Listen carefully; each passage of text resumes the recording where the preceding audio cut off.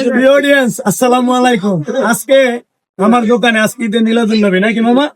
মিলাদুন্নবী উপলক্ষে সব জায়গায় কিন্তু বন্ধ ছুটির দিন। তো আমরা কি করবো?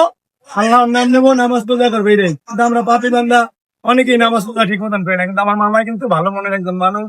এই যে একটা প্রিয় ভাই আসছে আমার সাথে দেখা করতে, উনি একজন ইউটিউবার।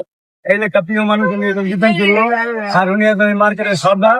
এই মার্কেটের সর্দার আর হইলো আমার কাছের মানুষ, ভালোবাসার ছোট ভাই। তো তাহলে কি করবো? একটা শরবত বানাই খাই, এত দূর থেকে চানা আসছে, এটা শরবত বানাই দেই। ভিডিওটা আপনারা দেখতে থাকুন। এই যে বরফ দিয়া শরবত। আমার কাছে ভালোবাসা দেওয়ার মতন আর কিছুই নেই, আছে শুধু দোয়া আর 300 মিনিটের পাওয়ার শরবত।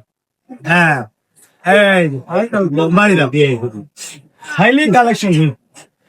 এখন এতগুলো মানুষের মাঝে এত বড় ভিডিও করা যাবে না।